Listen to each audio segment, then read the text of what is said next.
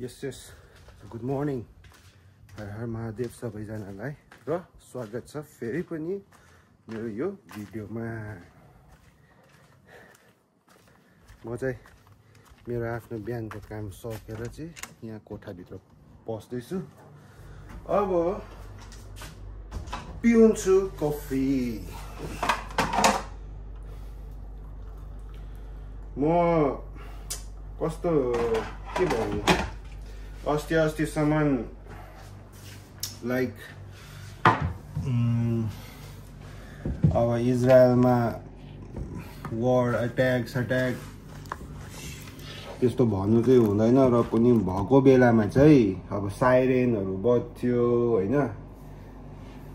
अन्त त्यो साइरेनको आवाज सुनेर निदाउने बानी भएको थियो क्या मलाई चाहिँ। अन्त अहिले चाहिँ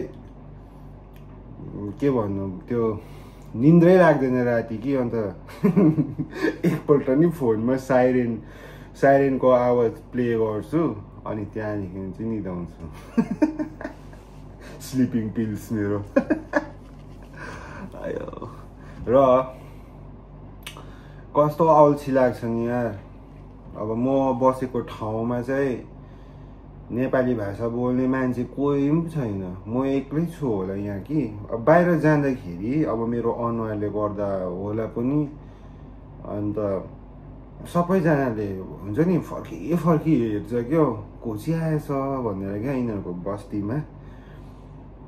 म पहिला फर्स्ट टाइम इजरायलमा आउँदाखेरि चाहिँ म कसैसँग बोल्दिनँ थिएँ। 2 वर्ष कि 3 वर्ष जस्तो एक्लै बसिरहेको थियो गेम खेल्दै के गर्दै।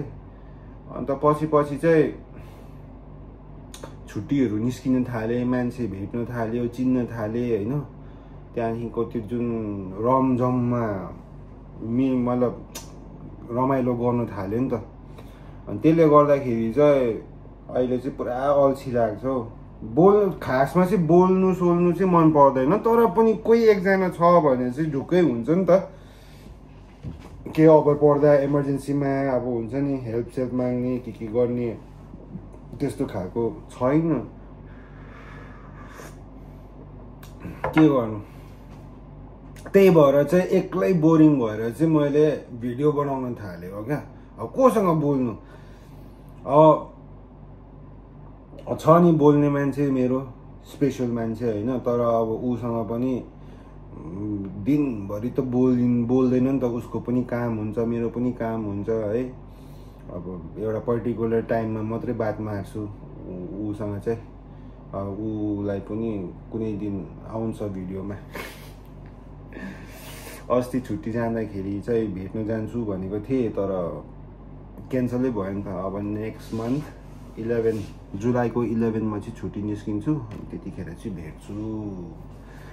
अब यो कफी पिउँदै के खाने भनेर सोच्नु पर्यो। भोक लाग्न थाल्यो, बिहानदेखि केही खाएको छुइनँ। अहिले बिहानको 11 बज्नलाई 10 मिनट बाँकी छ। अब खानासाना के खान्छु, के गर्छु होला। यस अहिले चाहिँ मसँग छ दामी गर्मीको मौसम होइन, अनि त्यहाँ पाकेको आँप है, लाजवाब हुन्छ होइन, दामी। सो मसँग छ यहाँ के आँप यस्तो रहेछ हो, घाममा पुरा सुकेको रहेछ। अब यसलाई खानु पर्यो। स्टिकर निकालेको नि फेरि। अब आँपलाई चाहिँ काटेर होइन कि चुसेर खानु पर्छ अरे नि त।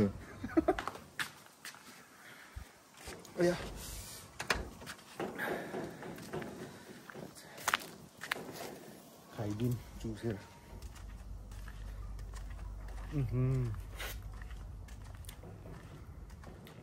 क्या गुलियो।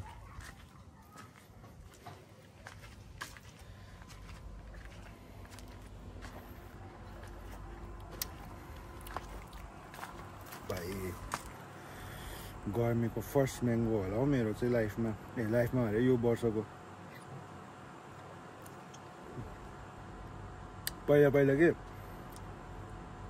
देहरादुनमा होस्टेलमा बस्थेँ नि त अन्त स्कुल चाहिँ बिहानको 7, 7:30, 8 बजी लाग्थ्यो त्यहाँदेखिको 11 बजी 11:30 बजीतिर चाहिँ हाम्रो इन्टरभेल हुन्थ्यो अनि इन्टरभेलमा चाहिँ 1 ग्लास दुध अनि त्यहाँदेखिको फलफुल जस्तो सिजन अनुसारको फल फ्रुटहरू अनि आँपको सिजनमा चाहिँ त्यो हरियो खालके सानो खालको हुन्छ नि हो पाकेको हुन्छ तर गुलियो टाइपको हुन्छ नि सानो खालको हो त्यस्तो आँप क्या अन्त काटेर खान्थेँ कि अन्त एकजना त्यो भैयाले चाहिँ हाम्रो कुकले हॉस्टल को ए टोनी भैया वो ऐसे काट के नहीं खाते चूस के खाओ तभी मजा आता है कि क्या कि पके हुए आम चूस के खाने में मजा आता है काट के नहीं बोक्रा पनि मिठो हुने रहेछ उयो रिल्समा एउटा आउँछ नि मान्छेहरूले खाँदाखेरि त्यो डबिङवाला आवाजमा गो गो गो गो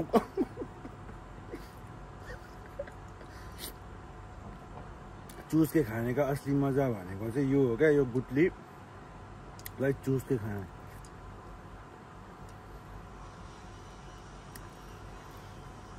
जब तक इसके बाल सीधे नहीं होते ना भाई तब तक चूसते रहो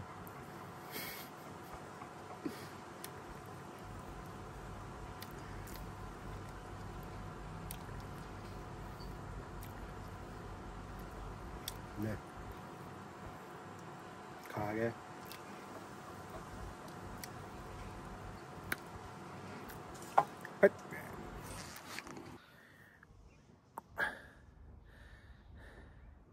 यहाँ हेर्नु गाडी क्या त्यो यसलाई के भन्छ या यो गाडीलाई त्यो डरलाग्दो त्यो के भन्छ त्यो हाम्रो पबजी गेममा हुन्छ नि त्यो एउटा 4 पहिया खालके बिर्स्यो त्यो नाम त्यो एउटा चक्का फुटाएर कुदाउनु पर्छ नि हो त्यस्तो खालको क्या बिर्स्यो हो नामै नखेलेर होला 2टा 3टा छ अर्को पर पनि छ अनि त्यहाँदेखिको मैले त्यो जुन कुदाउँछु नि इलेक्ट्रिक वाला नामै थाहा छैन यहाँ यस्तो घोप्टे भइरहेको छ छ्याट अनि यहाँनिर चाहिँ नि यो रुख चाहिँ यो चाहिँ अनार हो अनारको होइन त्यहाँदेखिको यो छेउमा यो यहाँनिर चाहिँ योहरू चाहिँ अङ्गुर त्यो जुन अनार छ नि अनार चाहिँ मणिपुरी भाषामा कम्फोय भन्छ अन्त हाम्रो मणिपुरतिर चाहिँ कम्फोय अनार चाहिँ अमिलो हुन्थ्यो क्या अन्त चाहिँ कसरी खान्थे भन्दाखेरि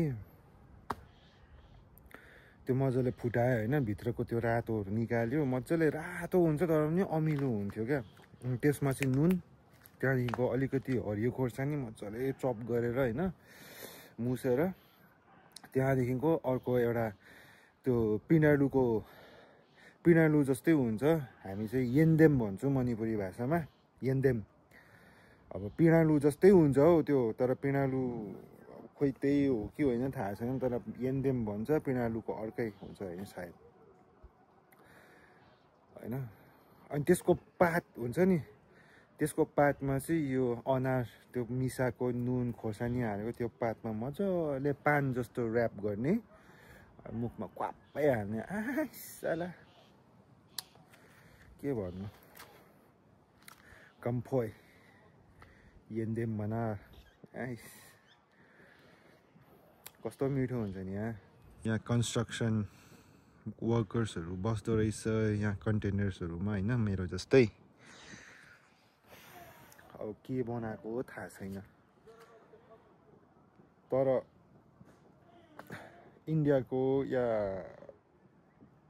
फिलिपिन्सतिरको पनि छ सायद 1-2 जना त्यहाँदेखिको इन्डियाको पनि छ जस्तो लाग्यो भैयाहरू हिजो अस्ति देखेको थिएँ मैले बात मारौँ भनेको पाउँदिनँ अब उनीहरू पनि त्यहाँ त्यो साइटदेखि बाहिर निस्किँदैन अनि उतादेखि फेरि उनीहरूको त्यो जग्गा जाने एन्ट्री नै छैन, सबै गेट लक भएको छ अब फेन्स गरेर क्या। अन्त म पनि त आफ्नो काममा बिजी हुन्छु, यता र उता हिँडिरहेको छु, भ्याउँदिनँ भात मार्नु। अब भात मार्नु पाएँ भने चाहिँ अलिकति साथी हुन्छ नि त। यो एरियामा कोही छैन नि त नेपाली, छ कि छैन थाहा छैन मलाई, देख्दिनँ कोही पनि, भेटेको पनि छुइनँ।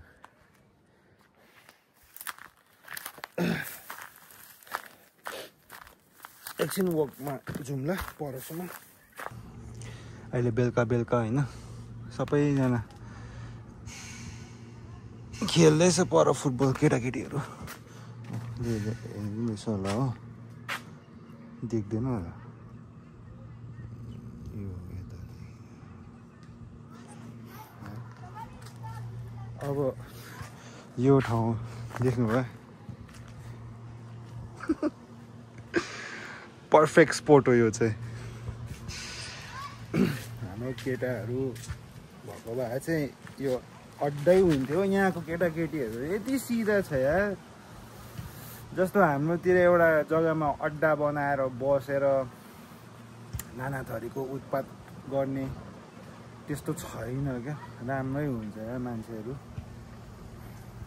यहाँ हेर्नु त यति साफ सफा छ। यहाँ हाम्रो केटाहरू भएको भए मैला बियरको बोतल, रक्सीको बोतल, सिगरेट यता उता, बेलुका क्या साँझ पर्ने बित्तिकै।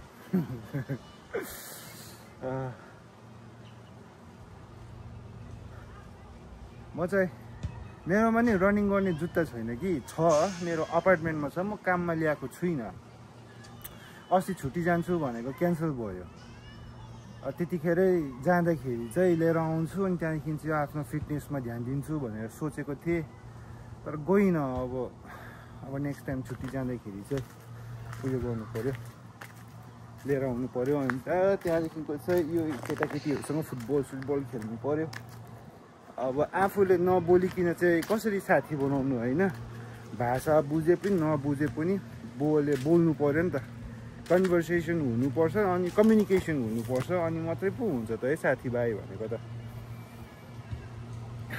मेरोमा जुत्ता छैन, त्यही कारण खेल्नु मन लाग्दैन। अब उनीहरू सबै बुट सुट लाएर खेल्दैछ अब हो। अब आफू चप्पल खाली खुट्टै खेल्नु त भएन, अब गाउँ बस्तीमा भएको भए पो। मैले यसो बुझ्दाखेरि चाहिँ यो जुन देख्दै गरेको बिल्डिङ चाहिँ यहाँको कम्युनिटी हल जस्तो रहेछ, कम्युनिटी सेन्टर जस्तो क्या। यता के छ, ए बाटो निस्किँदो रहेछ उतापट्टि। यो चाहिँ लाइक यिनीहरूको पहिला लाइक यो जुन जग्गामा सेटलमेन्ट भएको थियो होला होइन, त्यो जमानामा बनाएको घरहरू हो क्या यो चाहिँ। अहिले चल्दैन, सब लो ओभर।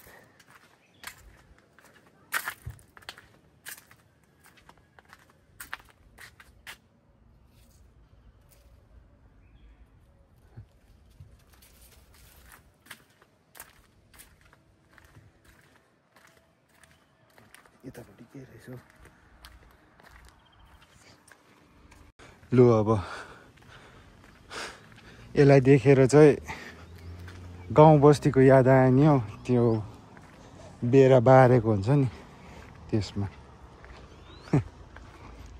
यसरी फेन्सिङ लगाएको चाहिँ मैले नागाल्यान्डतिर देखेको थियो। नागाल्यान्ड नभए चाहिँ मणिपुरको नागा एरियातिर क्या, ठुलो बाँसको बाँस नि त बेरा। यहाँदेखि त भाइ ओह्रालो पो जाँदो रहेछ त। यो चाहिँ हेर्नु न, गाईको गोठ जस्तो त। गाईको गोठ चाहिँ होइन होला, यो कुन के हो। अब त्यहाँ जानु पनि मिल्दैन होला, फेरि प्राइभेट प्रपर्टी भनेर हो।